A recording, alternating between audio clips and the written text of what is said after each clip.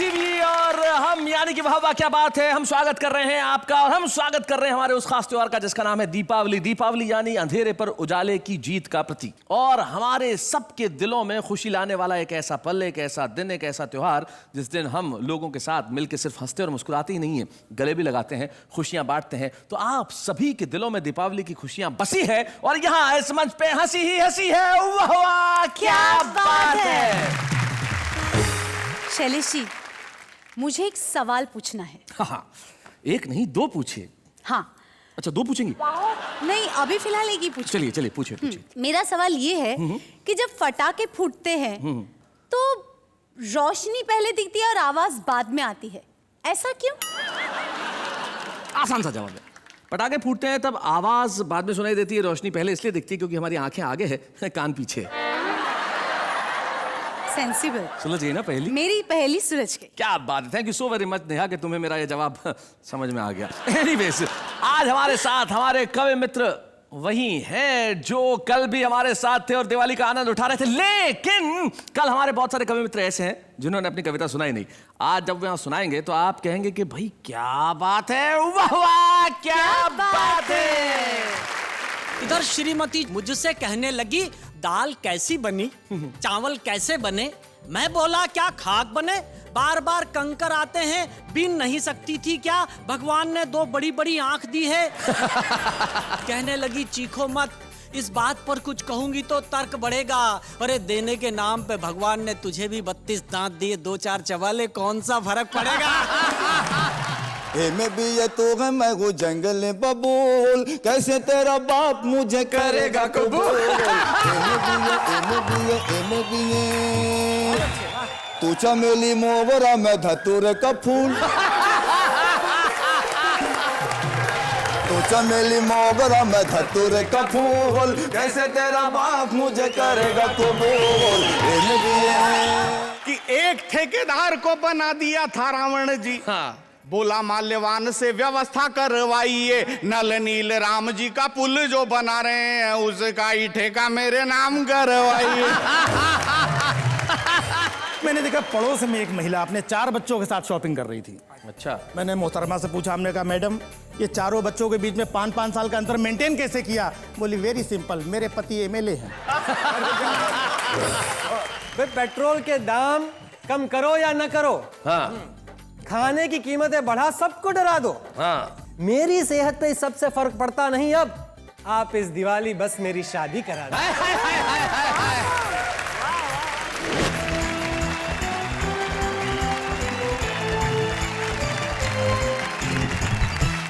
तो भाई प्रारंभ करते हैं हमारे कवियों की दीपमाला। यहाँ डॉक्टर सुरेश अवस्थी हैं, मुजावर मालेगावी हैं, ममता शर्मा, और इधर सरदार तुक तुक, संजय झाला और दिनेश दिग्गज है। भाई महफिल पूरी सजी हुई है, तमाम तरह के पटाखे हैं यहाँ पे। यहाँ रॉकेट भी है, फुलझड़ी भी है, अनार भी है, लड़ालड़ भी है, जमीन चक्कर भी है, जमीन चक्री भी है, और एक वो सबसे अंत में टिकड़ी भी है जो तुरंत फूट जाती है। आइए पटाखों की इस लड़ालड़ को जलाएं। तो सबसे पहले मैं बुलाना चाहता हूं उसे जो बड़ा कमाल का कवि है। कौन? मैंने कल भी आपको बताया था वो कॉन्फिडेंस का कवि है। वजन 42 किलो 300 ग्राम। हाँ। नाम दिग्गज, उज्जैन में रहते हैं। एक बार कहीं जा रहे थे, मैंने कहा दिनेश कहाँ जा रहे हो? बोले भाई साहब जिधर की हवा। तो अपनी मर्जी से अपने सफर के कहाँ हम हैं, रुख हवाओं का जिधर का है उधर के हम हैं। लेकिन वो अपनी कविताओं की उड़ान में आपको वहां वहां ले जाएगा जहां जहां सिर्फ हंसी होगी। दिनेश दिग्गज।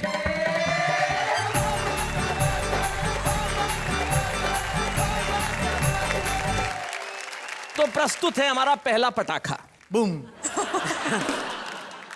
दीपावली का उत्सव है, दीपावली का माहौल है, उत्सवों का माहौल है। शैलेश जी आपने बहुत अच्छा परिचय दिया, लेकिन मैं इतना जोर से नहीं बोल पाऊंगा।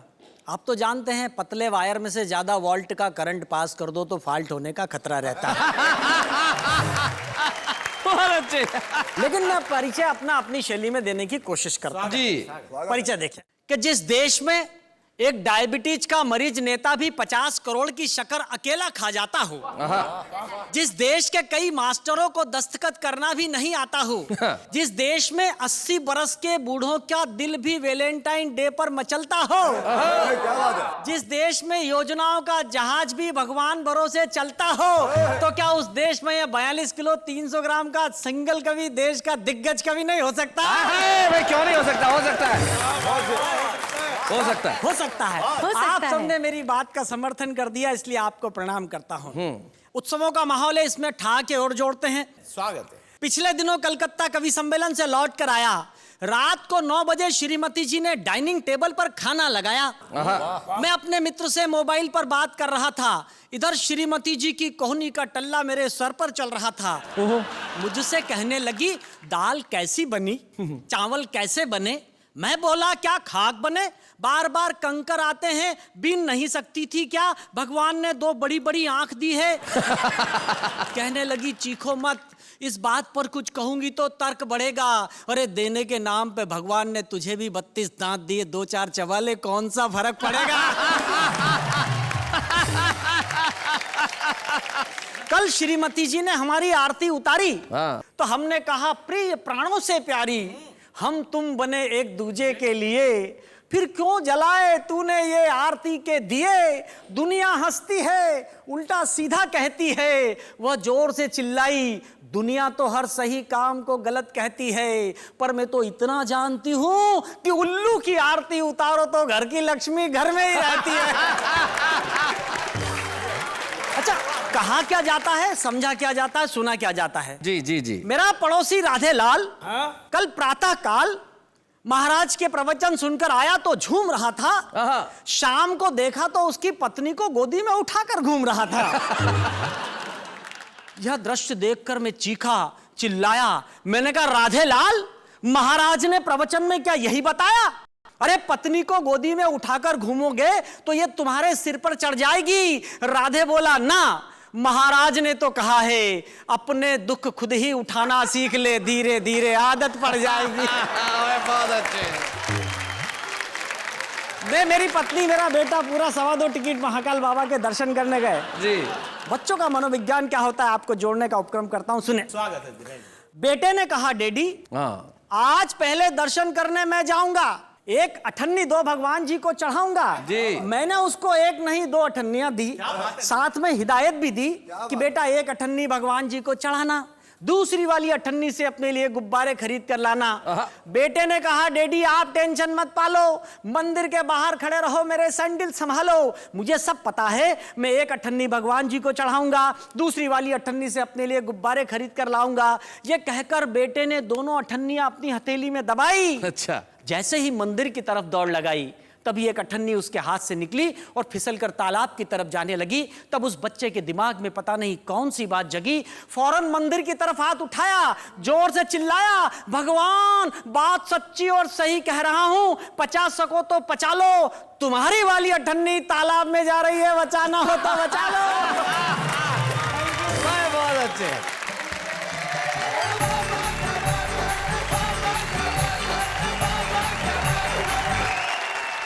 कविता पढ़ने के बाद दिनेश दिग्गज के चेहरे पे करुणा का ऐसा स्थायी भाव आ गया है, जैसे इसका जन्म चंदा लेने के लिए ही हुआ हो। क्या कमाल की कविता पढ़ी भाई, वाह वाह, अद्भुत। दिनेश दिग्गज, बहुत बढ़िया पढ़ा तुमने, बहुत मजा आया। आप कुछ कहना चाह रहे हैं डॉक्टर अवस्थी? नहीं, मैं शैलेश जी ये कहना चाह रहा हूँ कि दिनेश जी ने एक मुद्दा बहुत बढ़िया उठाया। जी। आदमी प्रवचन सुनने जाता है तो अपने मतलब की बात लाता है। हाँ। पत्नी को उठा के घूम रहा था इनके मोहल्ले में। जी। मेरे मोहल्ले में एक आदमी गया प्रवचन सुन के। अच्छा। सुन के लौटा, तुरंत काम वाली बाई से शादी कर ली, पत्नी को बाहर निकाल दिया। ओहो। मोहल्ले वालों ने पूछा, तूने ये क्या किया? बोले, बाबा जी ने प्रवचन दिया है, माया छोड़ो, शांति के साथ रहो। तो ये बताइए डॉक्टर साहब के शांति कैसी है? चारों तरफ शांति ही शांति है। तो भाई ये हमारी चुहलबाजी तो यहाँ यूं चलती रहेगी, लेकिन अगले कवि जो उस कोने में तैयार है बिल्कुल। यस। जब से कार्यक्रम शुरू हुआ उनकी निगाह सिर्फ तुम्हारी तरफ है, वो लगातार तुम्हें देखे जा रहे हैं। उनके लिए गीत भी लिखा हूँ सर मैं। अरे वहां से कह रहे हैं कि जो सुनाऊंगा उन्हीं के लिए लिखा हूँ। हाय हाय हाय हाय, ये जो हमारी भाषा का मजा है, ये जो हमारी दक्षिणी थोड़ी बहुत आती है, उन्हीं के लिए लिखा हूँ। तो जरा वहां से उठिए हल्लू हल्लू मुजावर मियाँ, और जरा यहाँ आइए, हम आपके लिए तालियां बजाएंगे ना। मुजावर मारेगा भी।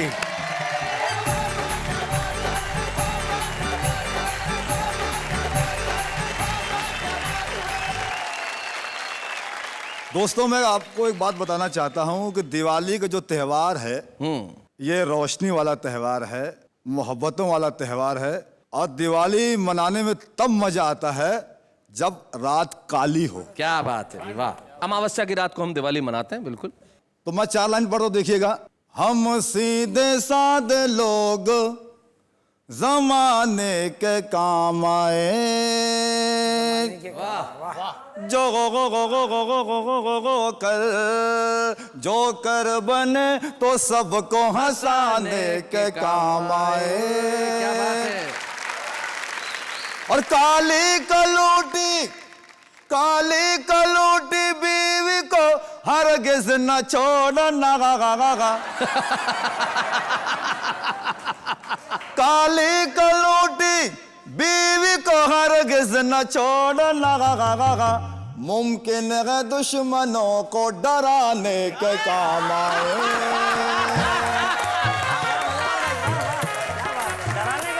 ये जो चश्मा जो है जी, उसकी खास बात क्या मालूम क्या? मैं हाजिर करता हूँ, सुनाए। बालों की नुमाइश में मगन देख रहा हूँ, और बरसों से जिसे उजड़ा चमन देख रहा हूँ। भाई आपके लिए नहीं है। बालों की नुमाइश में मगन देख रहा हूँ, बरसों से जिसे उजड़ा चमन देख रहा हूँ। जिस रोज से ससुरे का लगाया हूँ मैं चश्मा, जिस रोज से ससुरे का लगाया हूँ मैं चश्मा, मैं रात में बकरी को हिरन देख रहा हूँ। क्या बात है भाई मुजावर साहब, क्या बात है भाई, एक बार जोरदार तालियां भाई, कमाल कर दिया। क्या आपके ससुरे के पास एक आध एक्स्ट्रा चश्मा हो तो भेजिए। इनको देखकर मुझे गीत याद आया। हाय हाय हाय हाय। अनएजुकेटेड मतलब जंगली बबूल लफ्ज इस्तेमाल किया मैं। जंगली बबूल, देखिएगा, ये इनके लिए आप इनके लिए समर्पित कर रहे हैं, सुनिए। ए में भी ये तू है, मैं हूँ जंगली बबूल, बबू गो गो गो गो गो गो गो गो गो गो गो। ए में भी ये तू है, मैं हूँ जंगली बबूल, ए में भी ये तू है, मैं हूँ जंगली बबूल, कैसे तेरा बाप मुझे करेगा कबूल। ए में भी ये तू है, मैं हूँ जंगली बबूल, कैसे भी ये तू है, मैं हूँ जंगली बबूल, कैसे तेरा बाप मुझे करेगा कबूल। ए में भी ये, ए में भी ये, ए में भी ये। और बात मेरी मान तू है देखने में हूर, हाय हाय हाय। और गौर से तू देख मुझे, मैं हूँ लंगूर। और बात मेरी मान तू है देखने में हूर, गौर से तू देख मुझे, मैं हूँ लंगूर। चांद का है टुकड़ा ये तेरा मुखड़ा, चांद का है टुकड़ा ये तेरा मुखड़ा, कछुए के जैसा है ये मेरा मुसड़ा। तू है कोला कोला, तू है ठंडा ठंडा कूल, तू कैसे तेरा बाप मुझे करेगा कबूल। ये बंद बदर खास देखे जी, बाल लगी मेरे शाहरुख खान की तरह, क्या बात है। और गाल लगी मेरे आमिर खान की तरह, गाल लगी मेरे आमिर खान की तरह, हालत लगी मेरी सलमान की तरह, हालत लगी मेरी सलमान की तरह, सूरत लगी सैफ अली खान की तरह। जॉनी लीवर जैसा मैं हूँ, तू है काजू, काजूल। जॉनी लीवर जैसा मैं हूँ, तू है काजूल, कैसे तेरा बाप मुझे करेगा कबूल। वन हाजिर करता हूँ, देखिएगा। जेल की हवाएं मैंने खाई कई बार, अच्छा, और गांव से हुआ हूँ कई बार तड़ी पार, गांव से हुआ हूँ कई बार तड़ी पार। तेरा बड़ा भाई जो है वो है हवलदार, जो है छोटा जज की चलाता है वो कार। आलू वाला मैं हूँ और तू है क्रीम रूल, क्रीम रूल।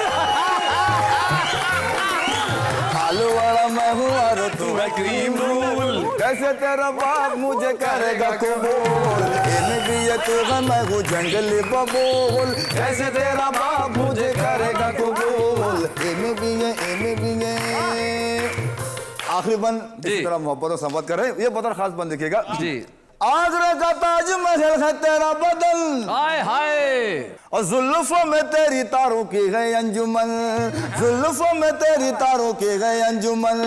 गेंदे जैसी मोटी मोटी खाल है मेरी, गेंदे जैसी मोटी मोटी खाल है मेरी। टीबी के मरीज जैसी चाल है मेरी। हाय हाय, तू चमेली मोगरा मैं धतूरे का फूल, चमेली मोगरा मैं धतूरे का फूल। कैसे तेरा बाप मुझे करेगा कबूल, इन्हें भी ये तू है मैं हूँ जंगली बबूल। कैसे तेरा बाप मुझे करेगा कबूल, कैसे तेरा बाप मुझे करेगा कबूल। क्या बात है।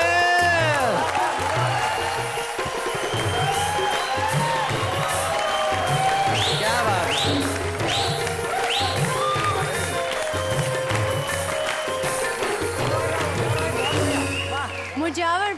मुजावर भाई गया बेचारा, काम से गया। मुजावर भाई आपके लिए वाह वाह, क्या बात है, भाई, इतना अच्छा परफॉर्मेंस था आपका। बहुत बहुत भाई कमाल किया, धन्यवाद, बहुत बहुत शुक्रिया। एक बार एक आदमी ने अखबार में विज्ञापन दिया था कि पत्नी चाहिए, उसके पास 150 लेटर आ गए, हमारी ले जा।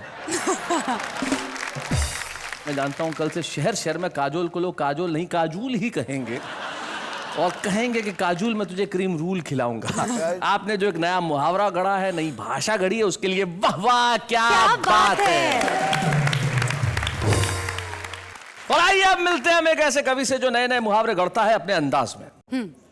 उसकी कविता में नाट्य होता है, उसकी कविता में अभिनय होता है, उसकी कविता में आवाज का उतार चढ़ाव होता है। कविताएं सुनाता है तो ऐसा लगता है कि आप वहां पे उपस्थित हैं, और वो हमारे यहाँ उपस्थित है। एक ऐसा कवि जिसे मैं प्यार से आलू कहता हूँ। आलू, और आलू इसलिए कहता हूँ कि आलू बहुत समाजवादी होता है। जरा उठो लाला, संजय झाला।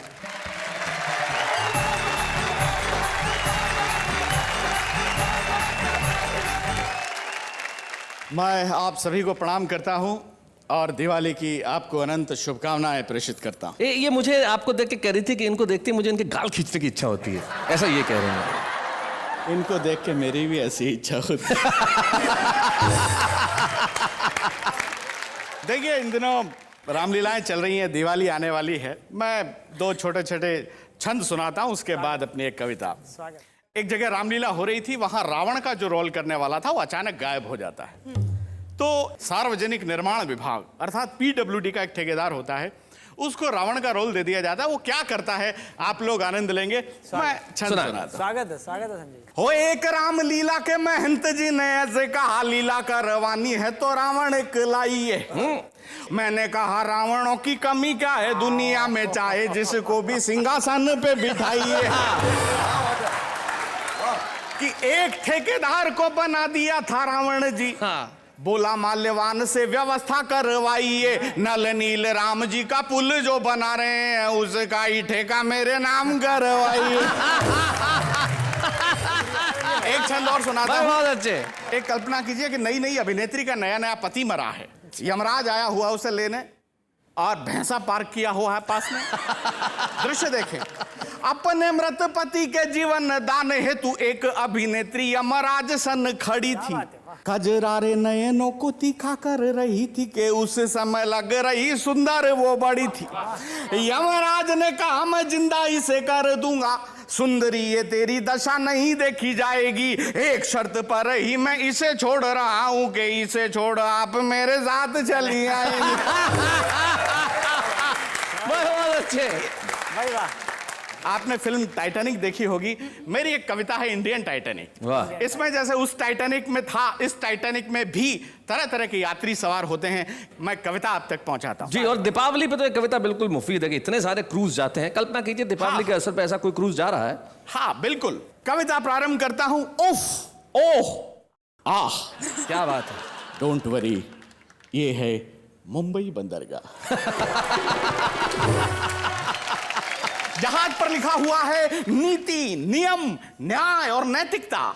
जहाज रवाना होने से पहले इन चारों नन्नों का बड़ा शोरगुल था। टिकट एक भी नहीं बिका, लेकिन पूरा जहाज फुल था। टिकट चेक कराए गए, कुछ यात्री तहखाने में, कुछ मैखाने में, कुछ दिनेश जैसे थे घुसल खाने में पाए गए। टिकट कलेक्टर सिद्धांत कोने में खड़ा खड़ा रो रहा था बेचारा, क्योंकि कुछ लोकतांत्रिक आत्माओं ने उसे चढ़ते ही मारा। अब प्रारंभ होता है साहब, जहाज में एक भव्य मंदिर होता है। एक अमेरिका से यात्री आता है, स्टैनली मॉरिस नोबल। सोचता है भगवान के दर्शन कर लूं, पूरी यात्रा अच्छी निकलेगी। स्टैनली मॉरिस नोबल जो ही भगवान के मंदिर के दर्शन करके नीचे उतरा, जो ही एक चमत्कार हुआ, उसकी चप्पलें गायब थी। मॉरिस नोबल मंदिर की सीढ़ियों पर बैठकर रोने लगा। इतने में ही एक श्वेत, धवल, स्निग्ध और हिमाच्छादित देवदूत आकर उसे गीता का उपदेश देने लगा। मां शुचः, शोक मत कर, धैर्य धारण कर, जो होता है वो होता है बिल्कुल सही, मुझे देख मेरी भी गई। बहुत अच्छे। तुच्छ चप्पल के लिए आंसू बहा रहा है, मुझे देख क्या मैं रो रहा हूं? मैं रो नहीं रहा हूं, इसका मतलब ये नहीं है कि मैं आदमी बड़ा हार्ड हूं। मैं रो नहीं सकता क्योंकि मैं यहां का सुरक्षा गार्ड हूं। थोड़ा गम खा, थोड़ा ठहर ले, जुगाड़ होते ही किसी की भी पहन ले। और ये बात मैंने किसी से नहीं कहन रखी है, मुझे देख मैंने भी ऐसे ही पहन रखी है। मॉरिस नोबल बुलाओ, मैन तुमने जो कहा है वो बात एकदम सही है, लेकिन तुमने जो पहन रखा है अब उनका यही है। अब जहाज आगे बढ़ता है, उसमें प्रेमी प्रेमिका, कितने शानदार प्रेमी प्रेमिका होते हैं। एक प्रेमी अपनी प्रेमिका से बोले तुझसे प्यार करके तो मेरी तकदीर ही जाग गई। मैंने तुझे इतने लव लेटर पोस्ट किए कि तू पोस्टमैन के साथ भाग गई। अब ऐसा कर, मैंने तुझे जितने भी लव लेटर लिखे थे वो सब मुझे वापस कर दे। प्रेमिका हड़बड़ाई, घबराई, चिल्लाई, लव लेटर लेके क्या करेगा? आहें भरेगा, मरेगा या ब्लैकमेल करेगा? प्रेमी चूंकि राजस्थानी था, बड़ा इंटेलिजेंट था, बोले ना बंदा आहें भरेगा, न मरेगा, न ब्लैकमेल करेगा, बस तेरा नाम काट के दूसरी का भरेगा। इतने में ही घोषणा होती है, passenger may I have attention please. हम आप सबके आभारी हैं क्योंकि आप जहाज पर भारी हैं। डूबने के 100% आत्मविश्वास और भरोसे के साथ ये घोषणा की जाती है, ये जहाज निश्चित रूप से डूबेगा क्योंकि ये सरकारी है। क्या बात है। ये घोषणा सुनकर यात्री जागने लगे, इधर उधर भागने लगे। पुलिस वालों की ड्यूटी थी कि यात्रियों को सुरक्षित नावों से किनारों तक पहुंचाएंगे। पुलिस वालों ने कहा यात्रियों की ऐसी की तैसी पहले हम जाए। अब आप स्थिति देखें, सारे पुलिस वाले नाव में बैठ गए हैं, एक ही नाव है और उसमें कोई भी अतिरिक्त आदमी बैठ जाता तो नाव डूब सकती थी। दृश्य देखें, ऊपर से यात्री चिल्ला रहे थे बचाओ बचाओ बचाओ। नीचे से एक पुलिस वाला बोला पहले 50 का नोट लाओ। पुलिस वाले का बलिदान देखें, यात्री ने 50 का नोट निकाला ताजा और पुलिस वाले ने कहा ऐसा कर, तेरी जगह मैं डूब जाऊंगा, तू मेरी जगह आ जा। इतने में ही बगल वाला पुलिस वाला बोला क्यों बे, 50 रुपए के लिए अपनी जान दे रहा है, जान देने के पीछे तेरी क्या रजा है? और पुलिस वाला बोला अगर फोकट का माल जेब में हो तो डूबने में भी मजा है। क्या बात डूबने है। में भी मजा है।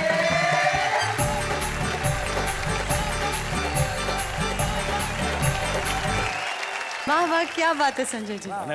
क्या बात है, ये आपके अंदाज में ही हाथ हिला रही हैं।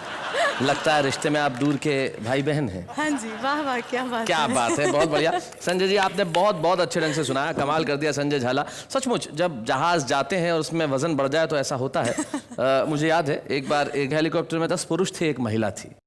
अब पायलट ने कहा कि भाई इसमें वजन ज्यादा है, कैसे उड़ेगा, किसी न किसी को तो कूदना पड़ेगा। तो क्या किया जाए, एक रस्सी लटका दी गई, उस रस्सी पे सारे पुरुष और वो महिला लटक गई। अब कूदे कौन? तो महिला ने भाषण देना शुरू किया, त्याग मैं करूंगी, कूदना मुझे ही पड़ेगा। मैं माँ हूं, मैं बहन हूं, मैं बेटी हूं, मैंने देश और समाज का निर्माण किया है। आज जब बारी आई है बलिदान की तो फिर से मैं ही कूदूंगी। जैसे ही भाषण समाप्त हुआ 10 ही पुरुषों ने ताली बजाना शुरू कर दिया। तो भाई इन्होंने तो हमारी दिवाली कमाल की कर दी। आप क्या कहना चाहती हैं इस पे? आपकी लाइफ में दिवाली की क्या इंपॉर्टेंस है? अरे मेरी तो शादी दिवाली की वजह से हुई। वाओ, हाँ। वो कैसे? अरे मेरी होने वाली वाइफ ने मुझे धमकी दी थी कि दिवाली तक मैं अपने माँ बाप से उसके बारे में बात कर लूं। एक मिनट, पर अगर आप दिवाली तक बात ना करते तो उसने कहा अगर दिवाली तक बात नहीं की तो उसके 2 दिन बाद ही भाई दूज आता है। तो स्वागत है आपका दिवाली का माहौल है और दिवाली के माहौल पे यहाँ पे हंसी के पटाखे हैं, व्यंग की फुलझड़ियां हैं और ठाके उस कार्यक्रम में जिसका नाम है वाह वाह क्या बात है। कविता तो हर दिल में पलती है। हाँ। और हमारे साथ एक मेहमान आज ऐसे हैं जो कवि नहीं है। तो हमने कहा कविता का ये मंच तो सबका स्वागत करता है, हम तो बाहें खोल के खड़े, जो आए चाहे मन में जैसा आए वैसा सुनाए, लेकिन सिर्फ परिणाम में हमारे चेहरों पे हंसी आए। राजीव निगम।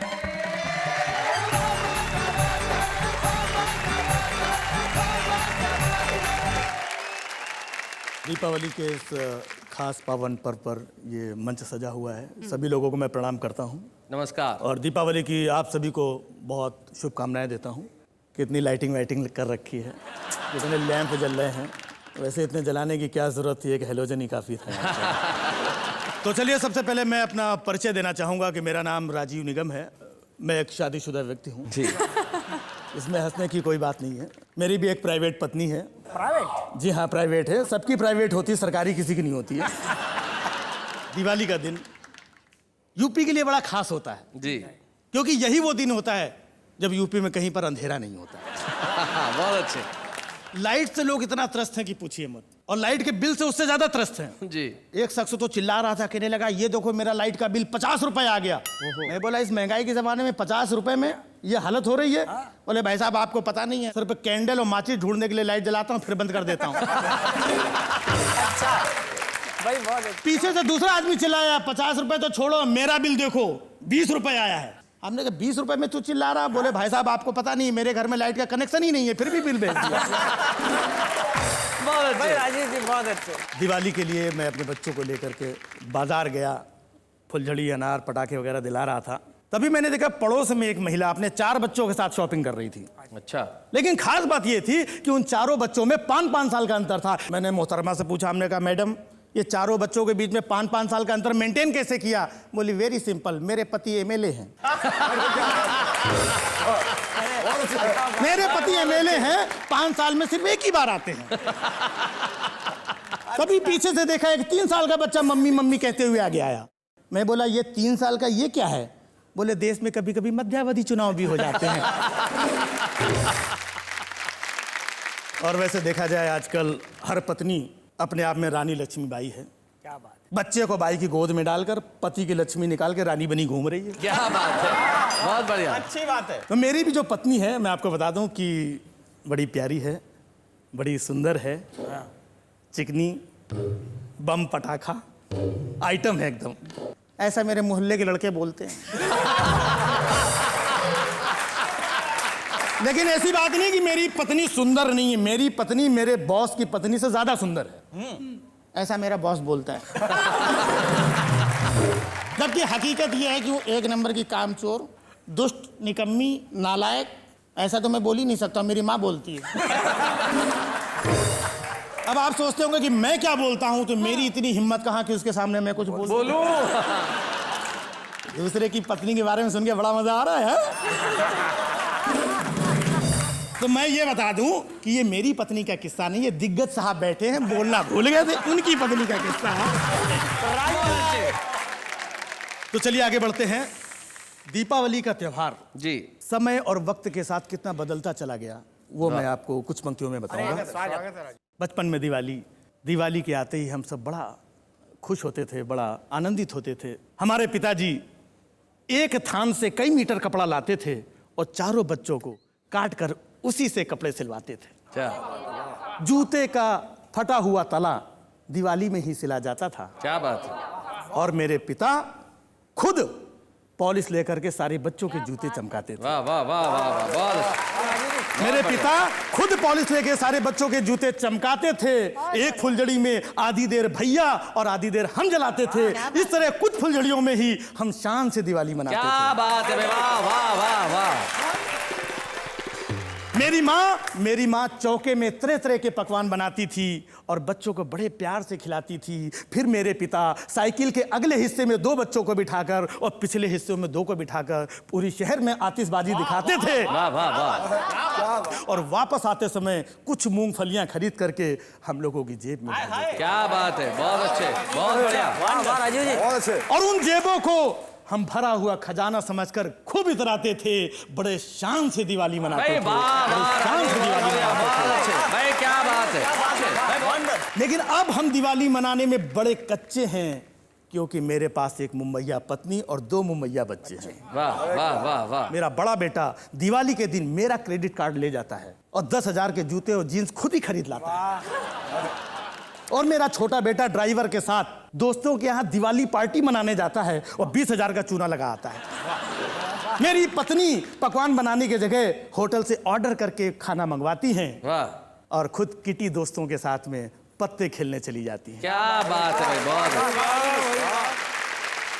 दियों की जगह दिल जलता है। 50,000 खर्च करने के बाद भी मैं अपने आप को घर में अकेला पाता हूँ। पहली जैसी दिवाली अब नहीं मना पाता। भाई वाह वाह वाह वाह भाई, बहुत बढ़िया।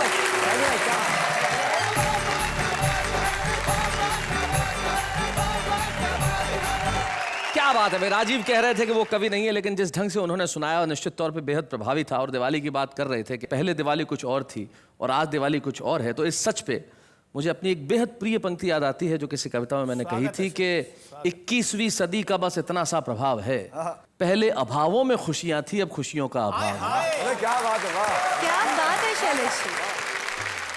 भाई दिवाली का माहौल है और दिवाली के माहौल पे सिर्फ पटाखों की आवाज ही नहीं होती। इन दिनों आपके घरों में आवाज हो रही है ठहाकों की भी, क्योंकि आपके साथ है वाह वाह क्या बात है। शैलेश जी, अगर आपको दिवाली पे सिर्फ एक चीज लेने की इजाजत दी जाए तो आप कौन सी चीज लेंगे? आपसे दूर होने की इजाजत। नहीं, मेरे कहने का मतलब ये सवाल तो मुझे आपसे करना चाहिए कि अगर आप सिर्फ एक चीज लेने की इजाजत हो, आप तो क्या लेंगे आप? मैं बिना लिमिट का क्रेडिट कार्ड। क्यों, मैंने जो आपको दे रखा है वो आपने खो दिया है? नहीं, वो उसकी लिमिट खत्म आने को ही है।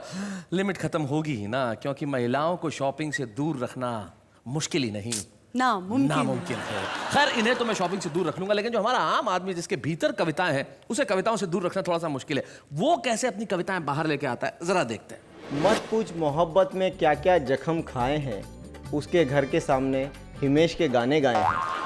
हर महीने बढ़ जाता है मोबाइल का बिल और अब इसीलिए नहीं लगता मेरा पढ़ाई में दिल। कुछ पल मिलते हैं कुछ पल के लिए, इसलिए जी लो इन्हें हर पल के लिए। ये वक्त तो एक रेत की तरफ फिसल जाएगा और दे जाएगा यादें उम्र भर के लिए। सावन का महीना और पवन करे शोर, अरे अपनी ही शायरी सुन के मैं खुद हो गया हूँ बोर। तेरी झील सी आंखों में डूब जाने को जी करता है, मगर क्या करो तेरा इतना बड़ा चश्मा बीच में आ जाता है। Baa baa black sheep have you any wool, जब पापा जाते हैं ऑफिस मम्मी को जाते हैं भूल। हैप्पी दिवाली। बाबा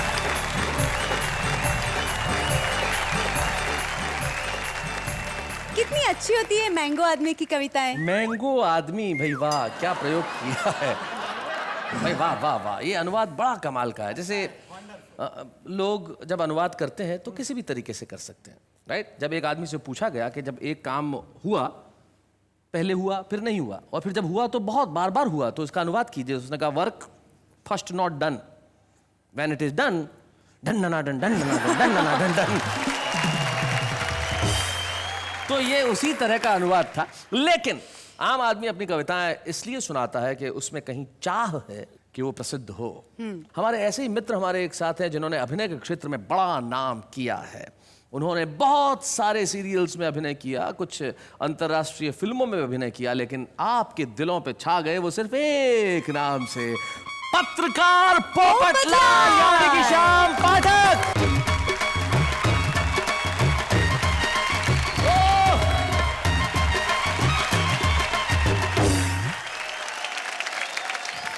मेहता साहब, हाँ? वो आपने बोला था ना, वो कहाँ है? अरे कौन वो? कविता। वो तो तुम्हारे पास होगी ना? अरे मेरे पास होती तो मैं यहाँ क्यों आता भाई? कविता तो आपके पास है। एक मिनट पोपटलाल भाई, कौन सी कविता इनके पास है? एक मिनट। अंजलि भाभी, इन्होंने कहा था कि कविता इनके पास है, वो कविता से मुझे मिलवाएंगे, तो इसलिए मैं यहाँ आया हूँ भाई। कविता कहाँ है? मिलवाइए। हे भगवान, मैं कविता से मिलवाऊंगा ऐसा नहीं कहा था, मैं कविता सुनवाऊंगा ऐसा कहा था। एक बार मिलवा दीजिए, जिंदगी भर सुनता रहूंगा। देखो तुम पोपटलाल भावनाओं में मत बहो, इमोशन में मत आओ। देखो करोड़ों लोग इस प्रोग्राम को देखते हैं और करोड़ों लोग हैं मतलब करोड़ों लड़कियां भी होंगी। क्या बात कर रहे हैं? और करोड़ों लड़कियां प्रोग्राम देख रही होंगी और कविता का प्रोग्राम है मतलब उन्हें कविता से प्यार होगा। 4 लाइन सुना दो, हो सकता है तुम्हारी कविता सुन के कोई तुम्हें पसंद कर ले। अच्छा हाँ तो ठीक है, फिर सुनिए। सुनाइए। हाँ देखिए, वैसे मैं कवि तो हूँ नहीं जी। यहाँ बैठे हुए सारे दिग्गज कवि और हमारे देश के सारे महान कवियों को शत प्रणाम करके मैं एक छोटी सी कोशिश करता हूँ। जी सुनाइए। भाई, पेट्रोल के दाम कम करो या न करो, हाँ, खाने की कीमतें बढ़ा सबको डरा दो, हाँ, मेरी सेहत पे इस सबसे फर्क पड़ता नहीं। अब आप इस दिवाली बस मेरी शादी करा दो। भाई मुझे इस दुनिया के बवाल से बचाइए। मुझे और कुछ नहीं, बस एक बीवी चाहिए। तो यहाँ बैठी सारी महिलाएं जरा गौर कीजिएगा, मुझे और कुछ नहीं, बस एक बीवी चाहिए। मैं भी दिवाली मनाना चाहता हूँ, एक हमसफर के साथ फुलझड़ी जलाना चाहता हूँ। बस एक फुलझड़ी दिला दो, आप इस दिवाली मेरी शादी करा दो। भले ही शादी के बाद हर आदमी का मामला चौपट होता है, पर शादी के पहले हर आदमी पोपट होता है। Thank you so very much यहाँ आने के लिए, thank you so very much. क्या बात है, वाह।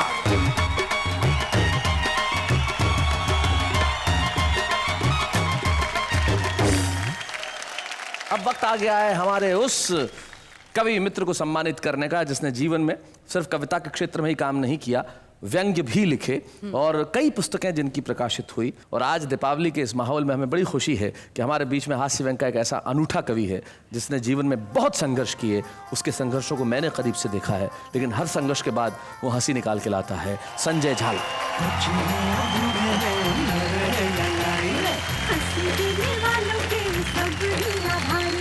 कविता सुनाने वाले अब सबके साथ हैं। संजय, हम आपका स्वागत करते हैं और जैसी कि परंपरा है कि परिवार का एक सदस्य यहाँ उपस्थित रहता है और आपकी जीवन संगिनी यहाँ उपस्थित है, मुझे बड़ी खुशी होगी छाया को यहाँ बुलाने में। छाया जी आइए।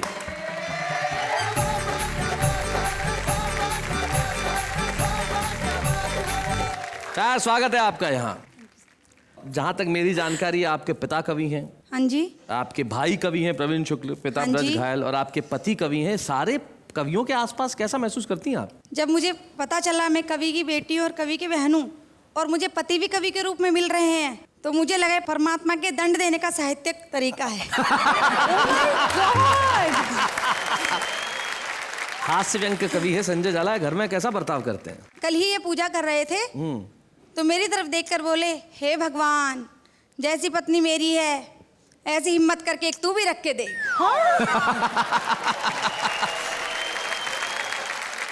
अच्छा, आपके 2 बेटे हैं ईशान और अभिसार। हाँ जी। भाई, पिता कवि, भाई कवि, आपका ये कवि, तो उसमें उनमें कुछ कविता के गुण आए हैं क्या? हाँ जी, मेरा छोटा बेटा ईशान हाँ। एक दिन मेरे पास आया और बोला, मम्मा मैंने एक कविता लिखी है। अच्छा। तो मैंने कहा, बेटा सुनाओ। बोला, मम्मा मैं आपका, शानू भैया बाप का। क्या कविता है भाई, बहुत अच्छे, क्या बात है। इस दिवाली की आपको ढेर सारी शुभकामनाएं, आपके जीवन में बेहद आनंद बना रहे, उत्सव रहे हमेशा। रमेश गुप्ता चातक कहते हैं कि हो चाहे तिमिर घना, दीपावली कायम रहे, जिंदगी के इस नगर में एक गली कायम रहे। और परछाइयां कहने लगी ये तो समय का फेर है, हो चाहे बीमार जितने, जिंदा दिली कायम रहे। वाह वाह, क्या बात है। कायम रहेंगे हम भी और कायम रहेंगे आप भी, हम हंसाने के लिए और आप हंसने के लिए। अगले शनिवार रात ठीक 10 बजे उसी कार्यक्रम में जिसका नाम है वाह वाह क्या बात है।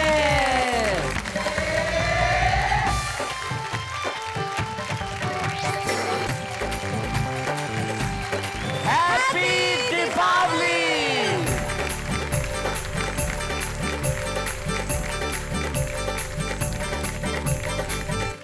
नमस्कार, आदाब, सत श्री अकाल। मैं हूं आपका होस्ट, आपका दोस्त तारक मेहता, और मैं जानता हूं कि इस वक्त आप प्रतीक्षा में हैं कि मैं कब आके कहूंगा चलिए मैं और आप मिलके एक बार कहते हैं वाह वाह क्या बात है।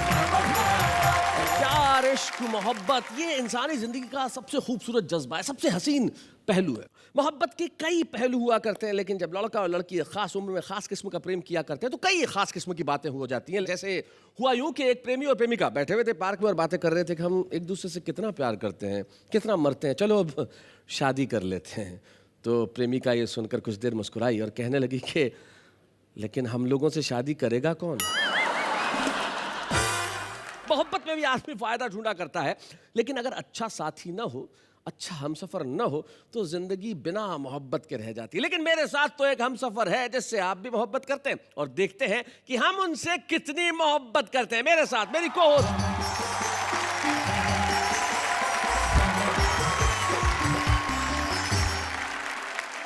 नमस्कार नमस्कार नमस्कार। बाय द वे, ये 3 नमस्कार क्यों? एक पे 2 फ्री। आपकी अंजलि तारक मेहता स्वागत करती हूँ आपके अपने शो में जिसका नाम है वाह वाह क्या बात है। वैसे बड़ी प्यार मोहब्बत की बातें कर रहे थे आप जनाब, और वो भी इस उम्र में। सही कहा तुमने, तुम्हारी उम्र इस लायक नहीं रही कि मैं प्यार मोहब्बत की बातें करूं। लेकिन मुझे एक शायर का शेर याद आ गया। वो कहते हैं कि बुझ चुका है तेरी मोहब्बत का हुक्का। हाँ? बुझ चुका है तेरी मोहब्बत का हुक्का, ये तो हम ही हैं जो अब तक गुड़गुड़ाए जा रहे हैं। हमारे साथ हमारे कुछ साथी ऐसे हैं जो सुनाएंगे कुछ ऐसा कि आप घर में बैठ के हंसेंगे भी, ठहाके भी लगाएंगे, तालियां भी बजाएंगे और कहेंगे वाह वाह क्या बात है।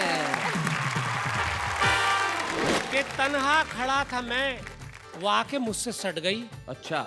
मुझको बड़ी खुशी हुई कि लड़की पट गई। उसका मुझे मदहोश करना बेगरज ना था। जब होश में आया तो देखा जेब कट गई। हमारी बनी बनाई किस्मत टूटने को आ जाए, मेरे प्यारे प्राणनाथ आप क्या करें कि आप और मैं अगर एक जगह से दूसरी जगह अकेले स्कूटर से जा रहे हैं और रास्ते में लुटेरे लूटने को आ जाए। हाँ। मैंने कहा वर्षों से गुलामी के अंधेरे में सोया हूँ, जाग जाऊं, तुझको लुटेरों के बीच में अकेला छोड़ के मैं तो भाग जाऊं। दिल की गमी पर जब पतल यादों की बोगे, जिसको जितना प्यार करोगे उतना रोगे। दिल की गमी पर जब पतल यादों की बोगे। एक बार यदि इनका इशारा हो जाए तो शादीशुदा भी कुंवारा हो जाए। और इश्क का रोग बड़ा खतरनाक है जालिम, पहलवान भी सूख कर छुहारा हो जाए।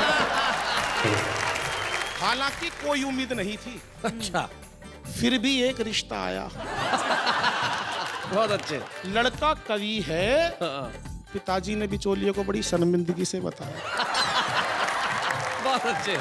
बिचौलिया बोला ये लड़की को भूखे तो नहीं मरने देगा। पिताजी बोले ये भूख ही नहीं लगने देगा।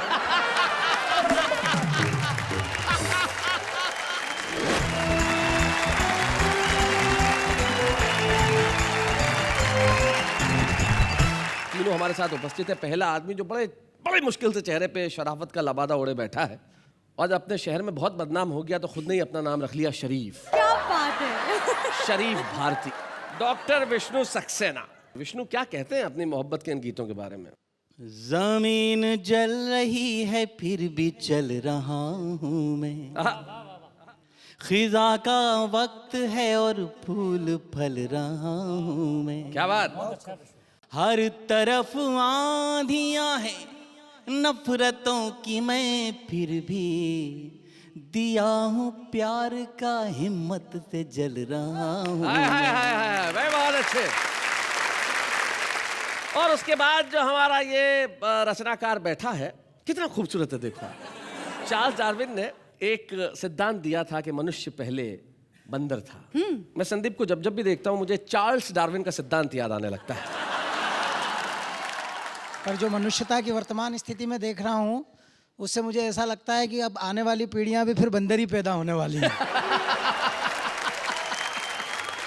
तो भाई प्रारंभ करते हैं हम हास्य की आरती, और हास्य की आरती के लिए हमारे पास है शरीफ भारती। जोरदार तालियों के साथ हम स्वागत करें।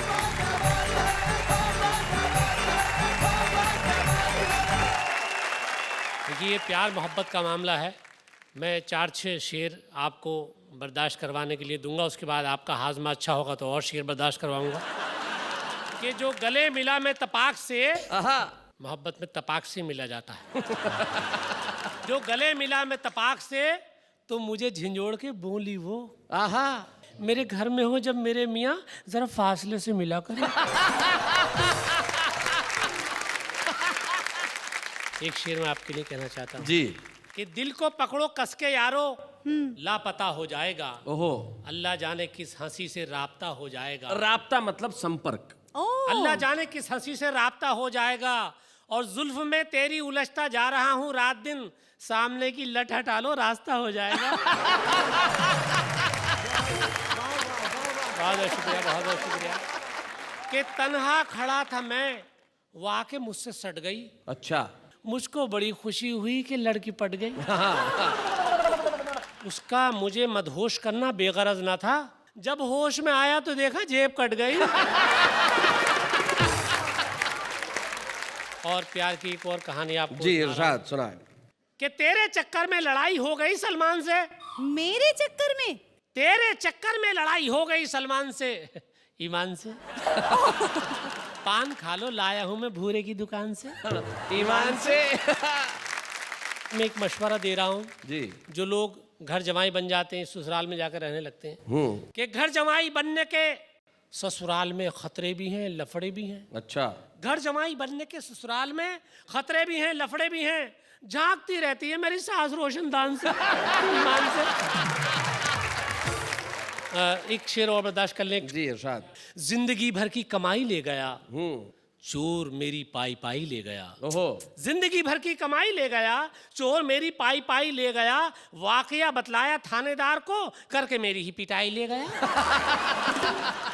आपका आशीर्वाद चाहूंगा इस शेर पे। आशीर्वाद। वैसे शरीफ इनकी उम्र आशीर्वाद देने की ही है। जी, वाकया बतलाया थानेदार को, करके मेरी ही पिटाई ले गया। और दोनों आंखों से अजब सेटिंग हुई। अच्छा, दोनों आंखों से अजब सेटिंग हुई, एक भैंगा दो लुगाई ले गए। एक गजल मैं गा के सुनाना चाहता हूँ। जरूर जरूर सुनाए। कि मार कर मेरे पत्थर छुपा कौन है, मार कर मेरे पत्थर छुपा कौन है, बोलता भी नहीं ये मुआ कौन है। क्या बात है। और एक तरफ चोर है, एक तरफ है पुलिस, एक तरफ चोर है, एक तरफ है पुलिस, तुम ही बतलाओ तो लूटता कौन। क्या बात है भाई, वाह वाह, मेरे पत्थर छुपा कौन है। और इसी में एक शेर के, एक तरफ ईंट है, एक तरफ मेरा सर। क्या बात है। अच्छा, ये ईंट जो है ना लड़के ही मारती है ना, इसलिए उन्होंने कहा क्या बात है। एक तरफ ईंट है, एक तरफ मेरा सर, तुम ही समझाओ तो फूटता कौन है। मार कर मेरे पत्थर छुपा कौन है। क्या बात है, वाह वाह वाह।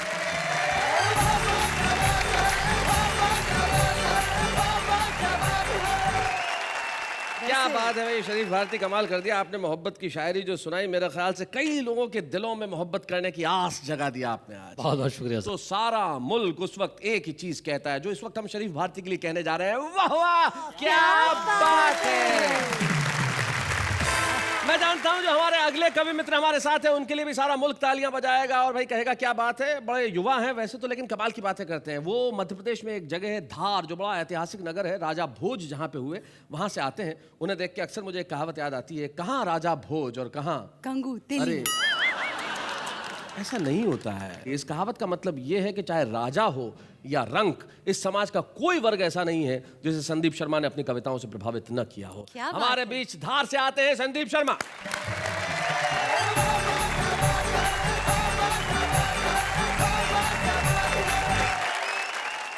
मोहब्बत शीर्षक से बातें हो रही हैं जी। जब मेरी बात आती है तो मुझे तो ऐसा लगता है कि ये पता नहीं कोई अंतरिक्ष का शब्द है, क्योंकि कभी हुई नहीं। अगर अपनी तरफ से अपन मोहब्बत करें तो भी अपना चेचिस देखना पड़ता है। अपना चेचिस हो रहा है भालू जैसा, तो अपने ऊपर कोई नेहाजी मरने वाली है क्या? मोहब्बत है, कुछ भी हो सकता है। ओहो, मोहब्बत में बातें बड़ी गजब की होती है भाई साहब। हाँ। माखनलाल जी चतुर्वेदी ने लिखा, जीवन का उद्देश्य नहीं है शांत भवन में टिक रहना, किंतु पहुंचना उस सीमा तक जिसके आगे रहा नहीं है। अपन उसी दिन से सीमा के घर के बाहर बैठे और कई बार सीमा उल्लंघन करने की कोशिश की। जब भी अपन ने सीमा तोड़ी तो उसके पहलवान भाई ने अपने हाथ पैर तोड़ दिए। इधर उधर कहीं बात नहीं करते, अपन ढंग से अपनी पत्नी से बात करते हैं। जी। मेरी पत्नी चिल्लाई कि मैं सती नहीं होऊंगी। मैंने कहा करेगा भी कौन, और तू भी पीछे ही पीछे ऊपर आएगी, ऐसा पता हो तो मरेगा भी कौन। अब आपको बताऊं बिल्कुल गजब की, मतलब ऐसी घटना हुई कि मेरे गाल पे मच्छर काट रहा था। पत्नी ने झपट मारा, उसको मार दिया मच्छर को। मैंने कहा मारी? बोले नहीं, मैंने मच्छर को मारा। मैंने कहा तूने मच्छर को भी क्यों मारा? बोले मैं सहन नहीं कर सकती कि मेरे होते हुए आपका खून और कोई पिए। भाई बहुत अच्छे। मेरी पत्नी मेरे से बात करी और कविता का आनंद लेना। क्या हमारी बनी बनाई किस्मत फूटने को आ जाए? मेरे प्यारे प्राणनाथ आप क्या करें कि आप और मैं अगर एक जगह से दूसरी जगह अकेले स्कूटर से जा रहे हैं और रास्ते में लुटेरे लूटने को आ जाएं। ये आपकी पत्नी आपसे पूछ रही है। हाँ। जी जी। मैंने कहा वर्षों से गुलामी के अंधेरे में सोया हूँ, जाग जाऊं, तुझको लुटेरों के बीच में अकेला छोड़ के मैं तो भाग जाऊं। भाई संदीप बहुत इतना अच्छा मौका हो तो कौन चूके, इतनी गोल्डन अपॉर्चुनिटी पे कौन रुके। और तू तो कभी भी मेरे संग चल देना। स्पिन बॉलिंग देखना मेरी, हास्य से किस तरह से व्यंग तक ले जाता हूँ। तू तो कभी भी मेरे संग चल देना। ये ठोका पीटी अभी हमारे इन क्षेत्रों में सदियों चलेगी, ये व्यवस्थाएं अभी और हमको वर्षों चलेंगी। न जाने कब हमारे यहाँ शिक्षा और उद्योग का सूर्योदय होगा, न जाने कब दूर आम जनता का भय होगा, न जाने कब हमारे तन पर फिर से खादी आएगी, न जाने कब इस देश में सच्ची आजादी आएगी। वाह वाह वाह, बहुत न जाने कब इस देश में सच्ची आजादी, भाई क्या मोड़ दिया, न जाने कब इस देश में सच्ची आजादी।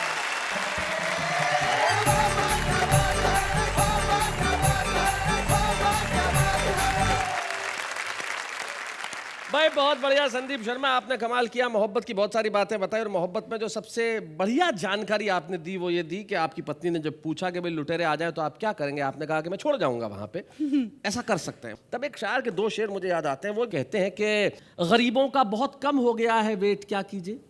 गरीबों का बहुत कम हो गया है वेट, क्या कीजिए। अमीरों के निकलते आ रहे हैं पेट, क्या कीजिए। हमें जिनसे मोहब्बत थी उसके 8 बच्चे हैं। तकल्लुफ में बिरादर हम हो गए लेट, क्या कीजिए। और हमारे बीच एक ऐसा गीतकार है जो मोहब्बत में आज तक कभी लेट नहीं हुआ, क्योंकि उसने जिंदगी में मोहब्बत के सिवाय कुछ नहीं किया। वो जहां देखता है मोहब्बत देखता है। हमारे बीच में है डॉक्टर विष्णु सक्सेना।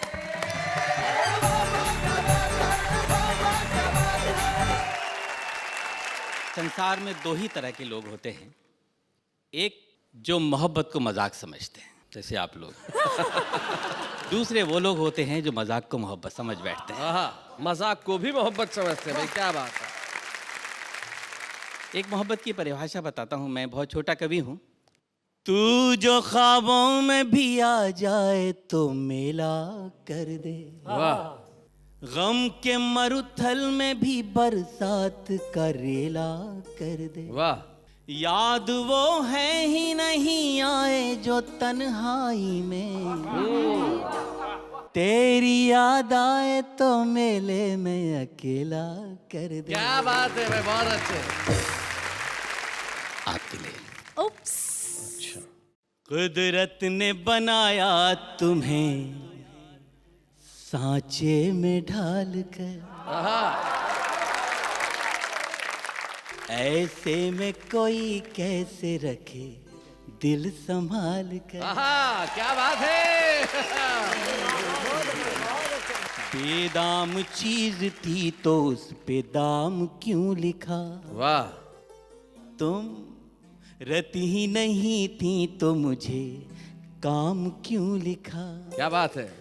जब प्यार ही नहीं था तुम्हें हमसे फिर कहो, चुपचाप हथेली पे मेरा नाम क्यों लिखा? क्या बात है। मैंने बहुत पहले गीत लिखा था और मेरे जीवन का सबसे रोमांटिक गीत है। स्वागत सुना। आओ एक बार फिर से तुम्हें देख लूं, क्या पता फिर ये दर्पण मिले ना मिले। वाह वाह। और पास आ तन की गंधों को दे दो मुझे, क्या बात। क्या पता फिर ये चंदन मिले ना मिले। बहुत अच्छे। जब मिले तुम तो ऐसा लगा एक पल, सारी खुशियां जहां की हमें मिल गई। क्या बात है। जाने कैसी हवा बह चली उस घड़ी, गिर के सूखी हुई सब कली खिल गई। क्या बात है। और ये पंक्ति आपके लिए जी। कि छू के देखो जरा अनछुए फूल को, क्या पता फिर ये मधुवन मिले ना मिले। बहुत अच्छे। वाह वाह वाह वाह वाह। डॉक्टर साहब बहुत अच्छे। आपने इस गीत से तो कई लोगों का दिल चुराया है, लेकिन मुझे पता चला कि एक बार आपके घर में चोर आ गया था। शरीफ भारती मुझे बता रहे थे, तब क्या हुआ था शरीफ, जरा बताएं। सर एक बार इनके यहाँ चोर आ गया था। हाँ। तो वो तमंचा लिए हुए था, तो ये इस गीत को इन्होंने दूसरे ढंग से गाया था। जी। आओ एक बार फिर से हमें लूट लो, फिर मेरे घर में बर्तन मिलेगा। कोट तुम खींच लो, टाई तुम खींच लो, फिर ये पतली सी गर्दन मिलेगा। आओ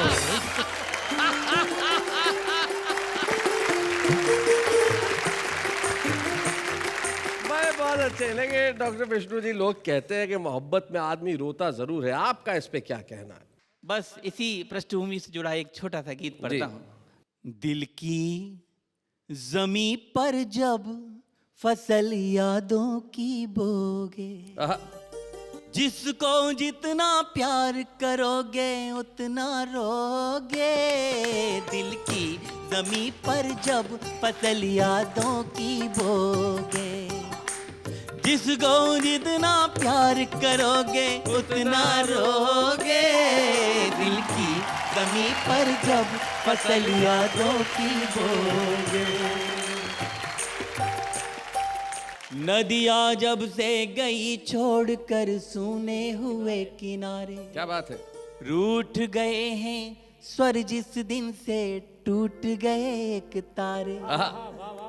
जब तक नील गगन में रहते चमक नहीं खोते हैं। वाह वाह। जाने कहाँ चले जाते हैं टूटे हुए सितारे। क्या बात है। सपने अपने हो जाएंगे जब भी सोगे। दिल की जमी पर जब फसल यादों की बोगे, जिसको जितना प्यार करोगे उतना रोगे। दिल की जमी पर जब फसल यादों की बोगे। मुझे ये प्रेम पे जितने गीत लिखने वाले लोग हैं जीवन भर कभी समझ में नहीं आया। क्यों? क्योंकि मैं मारवाड़ी आदमी हूँ। मुझसे कई लोग कहते हैं आप प्यार पे गीत क्यों नहीं लिखते। मैंने कहा मैं इसलिए नहीं लिखता कि आदमी प्यार पे गीत लिखे, इतने में तो 8 बार प्यार कर ले। भाई समय नष्ट करने की क्या जरूरत है। वैसे आप किसको बुला रहे हैं? हम किसको बुला रहे हैं भाई, ये प्रश्न बड़ा रोचक है। हमारे जो 3 कवि मित्र हैं वो तीनों ही बहुत अद्भुत काव्य पाठ कर चुके हैं, लेकिन हम बुला रहे हैं उसे, जैसे कविताओं से बेपनाह मोहब्बत है, एक ऐसा कवि जिसने कई रूप जिंदगी के जिए। वो पत्रकार भी रहा और कविता के मंच से शुरुआत की, फिर स्टैंड अप कॉमेडी भी की, बहुत सारे काम उसने किए, लेकिन मूलतः उसके भीतर का कवि हमेशा उससे कहता रहा कि भाई जिंदगी वही है जहां कविता है। इसलिए आज हमारे बीच आ रहे हैं सुनील सावरा।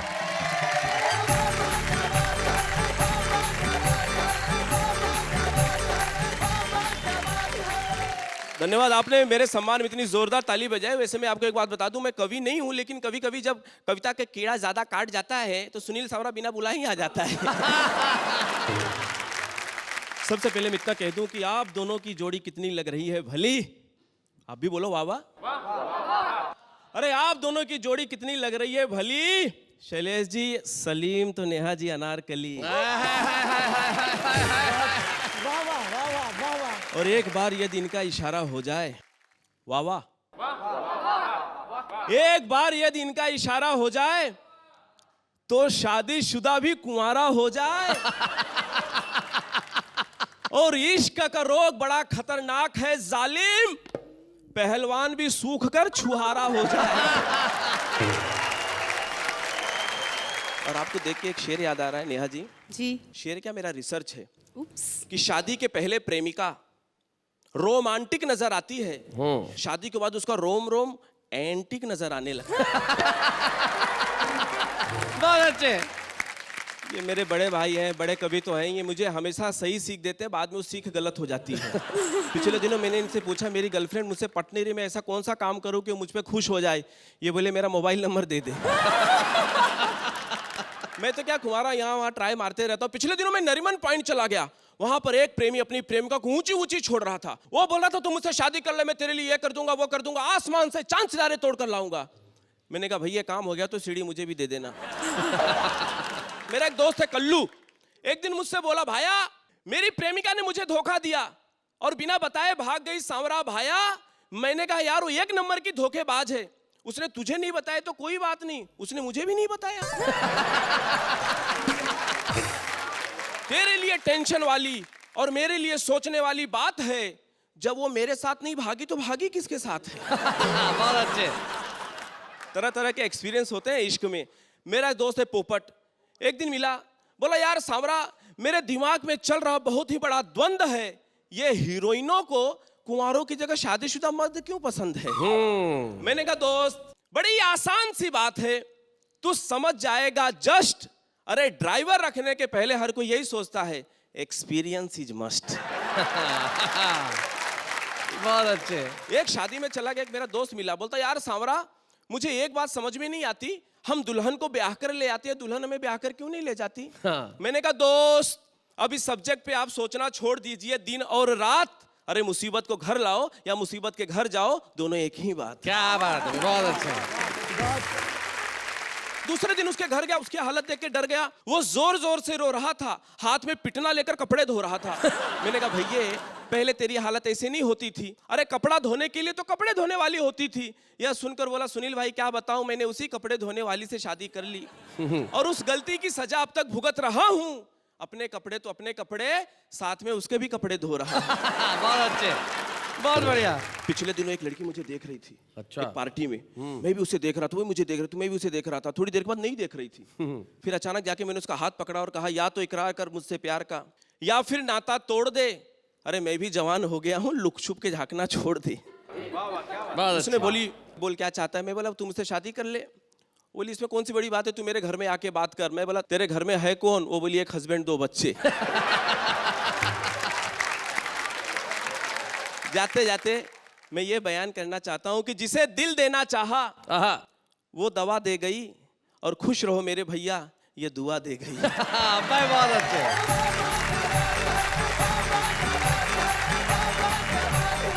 हम दुनिया की हर शय को मोहब्बत करें तो फिर ये दुनिया कितनी खूबसूरत हो जाए। अभी हम जा रहे हैं थोड़ी देर के लिए, लेकिन जाते जाते एक शायर का एक शेर मुझे याद आता है। वो कहते हैं कि हर एक पल तेरी चाहत का एतबार रहे, हर एक पल तेरी चाहत का एतबार रहे, बिछुड़ कुछ ऐसे कि ताउम्र इंतजार रहे।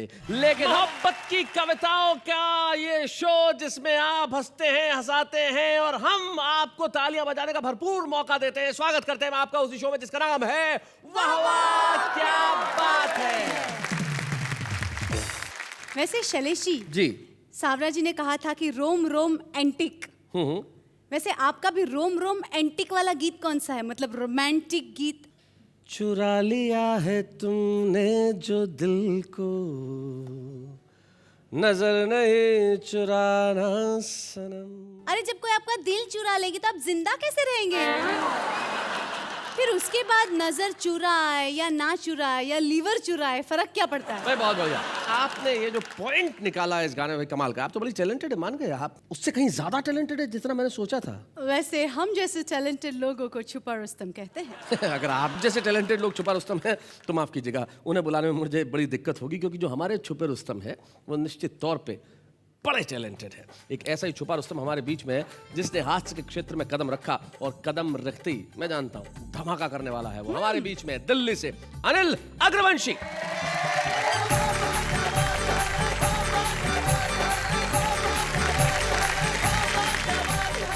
नमस्कार दोस्तों, आज तो मोहब्बत का एक विषय लिया है, लेकिन हरियाणा में मोहब्बत नहीं होती। यहाँ तो सीधी शादी वादी होती है। मोहब्बत के चक्कर में हरियाणा वाले तो पड़ते ही नहीं, हम तो मूलतः हरियाणा से हैं। और अगर लड़का कवि हो तो भाई साहब शादी में भी बड़ी दिक्कत पड़ जाती है। अच्छा, ये एक नया विषय है बिल्कुल शादी का, आपको समर्पित करता हूँ जी। और आप बुरा ना मानो तो इनको समर्पित कर दूं। नहीं, मैं क्यों बुरा मानूं, इन्हें समर्पित आपको करो। समर्पित है जी साहब।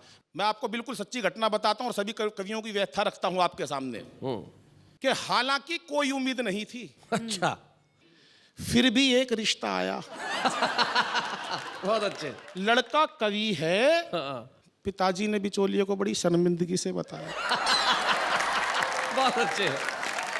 बिचौलिया बोला, घबराओ मत लाला जी, मैं तो एक से एक निकम्मे लड़कों के रिश्ते करवा देता हूँ। निकम्मे? फटे पुराने नोट भी पूरे दामों में चला देता हूँ। ये बतलाओ लड़का कितना कमा लेता है? पिताजी बोले, किसी तरह से इज्जत बचा लेता है। कि मेरा मतलब ये है, ये लड़की को भूखे तो नहीं मरने देगा? पिताजी बोले, ये भूख ही नहीं लगने देगा। जिस दिन अपनी कविता की 2 पंक्ति मुझे सुना देता है, कम बखत कई दिन की भूख भगा देता है। बिचौलिए ने पूछा, तो क्या इन्होंने अपनी कविताओं की कोई पुस्तक नहीं छपवाई? अच्छा। पिताजी बोले, उसी में तो लुट गई भाई घर की सारी कमाई। और तो और घर वालों ने इसकी पुस्तक का पन्ना तक नहीं खोला।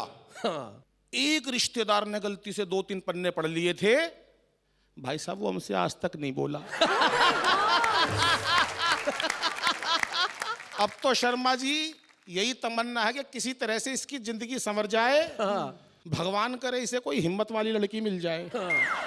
पर उधर लड़की के बाप को पता नहीं कैसे भनक लग गई, लड़का इंटर मोहल्ला कवि है। इंटर मोहल्ला? लड़का इंटर मोहल्ला कवि है। गुप्तचरों से पता चल गई, कहने लगा इतना जुल्म नहीं ढा सकता, अपनी लड़की किसी कवि से नहीं ब्याह सकता। वो एक बात याद आ गई कि लड़की ने अपनी माँ से कहा, माँ पता चला लड़का कवि है। माँ बोली, कोई बात नहीं बेटी, एक आधा अब तो सब में ही होता है। बिचौली ने देखा, यार ये तो बात बिगड़ रही है, इसको तो जमाना पड़ेगा। अब बिचौली ने जो मेरे समर्थन में तर्क दिए वो सुनना। गरग साहब ये रिश्ता मत छोड़िए, लड़के का बहुत ऊंचा खानदान है। खानदान की ऊंचाई पे ध्यान देना संदीप भाई जी। लड़के का बहुत ऊंचा खानदान है, 11वीं मंजिल पे इनका मकान है। भाई क्या बात है अनिल, बहुत बढ़िया। लड़के के पास अपार संपत्ति है। उसने सोचा होगा मुंबई में कई प्लाट पड़े इसके।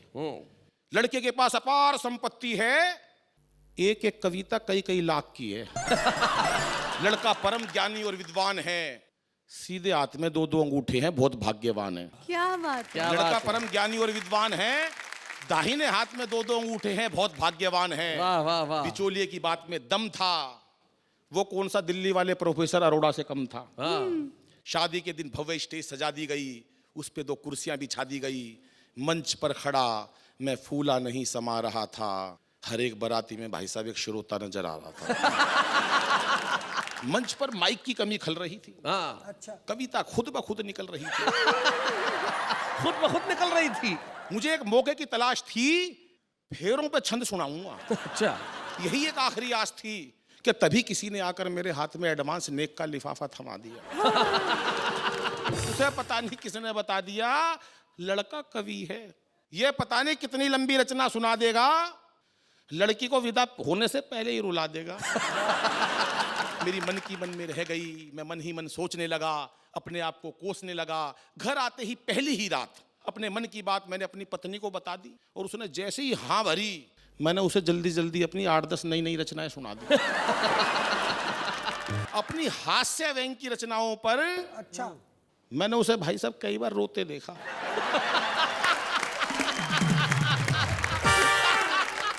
और जब मैंने करुण रस की रचनाएं सुनाई तब उसे खुश होते देखा। पता ही नहीं चल रहा था कौन पागल है दोनों में से। कविताओं की गहराई में वो इतना खो गई, मुझे नहीं पता चला शैलेश जी कब सो गई। उस दिन ये एहसास हुआ कि नारी वास्तव में ही त्याग की मूरत है और एक सफल कवि बनने के लिए भाई साहब पत्नी की बहुत जरूरत है। क्या बात है भाई, वाह वाह वाह भाई, बहुत बढ़िया। अनिल अग्रवंशी, आपने बहुत बढ़िया ढंग से सुनाया कि सफल कवि बनने के लिए पत्नी की बहुत ज़रूरत है। और निश्चित तौर पे सफल कवि बनने के लिए पत्नी की ज़रूरत हो ना हो, लेकिन प्रोत्साहन की बहुत ज़रूरत होती है। और वाह वाह क्या बात है, ने ये फैसला किया कि हम ऐसे हर नए कवि को प्रोत्साहित करेंगे, उसे मंच सौंपेंगे जो सारी दुनिया में अपने नाम करने को बेताब है, बेसब्र है। हम आपको प्रोत्साहन का ये चिन्ह देना चाहते हैं ताकि आप सारी दुनिया को बता सकें, जब कल को आप दुनिया भर में अपनी कविताएं पढ़ेंगे तब आप कहेंगे कि आज तो सारी दुनिया मेरे साथ है, लेकिन दिन तो वो था जब मैंने कहा था वाह वाह क्या बात है।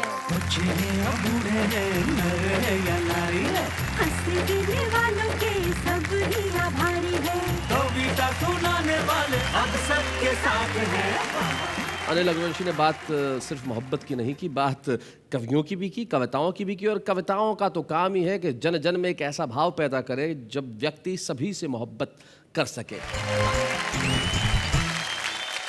फिर से आपका स्वागत है उसी महफिल में जहां पे हंसी है, ठाक है, गुदगुदी है, तालियां हैं, कविताएं हैं, खुशी है, जिसका नाम है वाह वाह क्या बात है।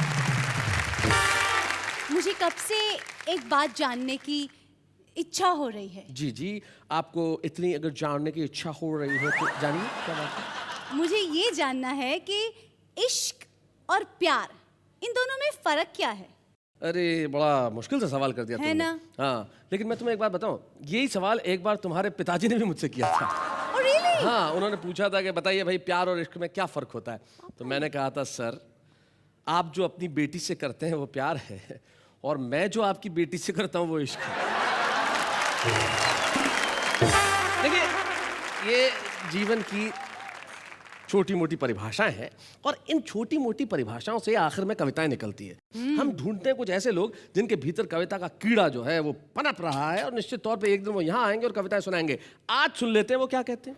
रजनीकांत ने कहा यन्ना रास के लिए माइंडेड, अरे मेरा 100 रुपया खो गया, can you please find it. कहीं दीप जले कहीं दिल, शॉपिंग तो करती है बीबी, हम तो भरते हैं बिल। तुम्हारे जाने का एहसास तुम्हारे आने के एहसास पे भारी है, क्यों ना वजन कुछ कम करके मिले, आज तुम्हारी बारी है। रोज ख्वाबों में तुम आते हो, नींद हमारी उड़ाते हो, कह दो क्या भूल हुई है हमसे, क्यों ख्वाब में भी मुझे डराते हो। चांद सी महबूबा होगी मैंने ऐसा सोचा था, शादी करके पता चला मेरी सोच में केमिकल लोचा था। उसने कहा तुम मेरे देवदास, मैं आपकी पारो, अबे गाड़ी बंद हो गई, नीचे उतरो और धक्का मारो।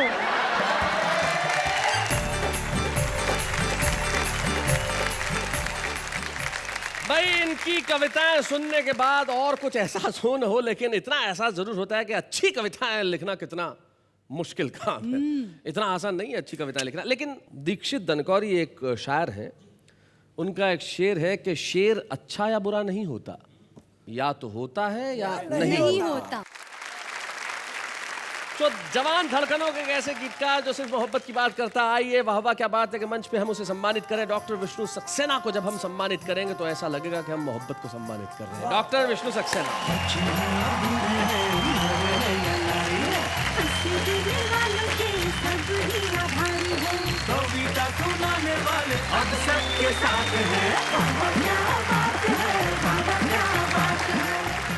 विष्णु सक्सेना अपने गीत में कहते हैं कि रेत पर नाम लिखने से क्या फायदा, एक आई लहर कुछ बचेगा नहीं, तुमने पत्थर सा दिल हमको कह तो दिया, पत्थरों पर लिखोगे मिटेगा नहीं।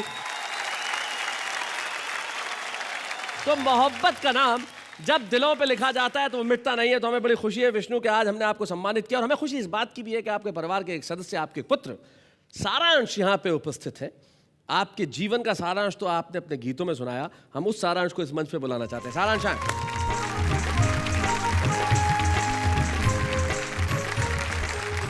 सारांश, स्वागत है आपका। Thank you. श्योर ये पुत्र ही है? लगते तो है। नहीं लगते तो है, पर ये बड़ा भाई लग रहा है भाई ये। अच्छा। पता लग ही नहीं रहा। लेकिन सारांश भाई, ऐसी कोचिंग क्लास जब घर में ही हो, जब बाप बेटे को खुद सिखाए कि मोहब्बत कैसे की जाए, तो फिर ऐसा पिता मिलना तो भाई बहुत बढ़िया बात है। भाई क्या बात है, क्या पिता पाया है आपने, बहुत अच्छे। Thank you.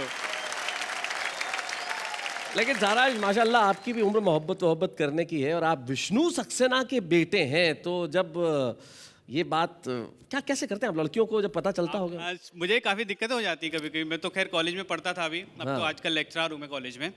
तो कॉलेज में लड़कियाँ आती थी मेरे से मिलने, और जब उनको पता चलता था कि मैं डॉक्टर विष्णु सक्सेना जी का बेटा हूँ, तो वो उनका नंबर मांगने लगती थी मेरे को। लेकिन मैं भी बहुत चालू था। आप भी बहुत चालू थे? अच्छा। मैं उनका नंबर नहीं देता था, मम्मी का नंबर दे देता था।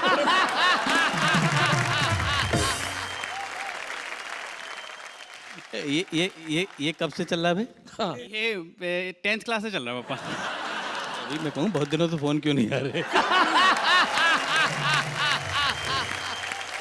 भाई क्या बात है, बाप बेटे की ऐसी जोड़ी हमेशा सलामत रहे। ईश्वर करे कि हर पिता पुत्र ऐसा ही हो, एक नंबर ना दे दूसरा नंबर मांगता रहे। भाई क्या बात है डॉक्टर विष्णु सक्सेना और सारांश। वैसे फिर भी जाते जाते एक प्रश्न जागा। जगाइए, बताइए, पूछिए। मैं ये सोच रही थी कि इस मंच पे आज प्यार मोहब्बत की बातें हुई, कविताएं हुई, हंसते हंसाते जी, तो हमारे दर्शक क्या सोच रहे होंगे? वो ये सोच रहे होंगे कि मुझे अगर इश्क का अरमान होता, मेरे पास मीर का दीवान होता, और तेरी महफिल में आके ये सोचता हूँ कि ना आता तो बहुत नुकसान होता। क्या बात है? इसलिए आप लोग आए और हमने की प्यार मोहब्बत की बातें, लेकिन ये हंसी, ये कविता, ये ठहाके रुक नहीं रहे हैं। कल रात 10 बजे, जी हाँ, अब हम रविवार को भी तो मिल रहे हैं। रविवार रात 10 बजे यानी कि कल मिलेंगे फिर से, ये कहने के लिए कि वाह वाह क्या बात है।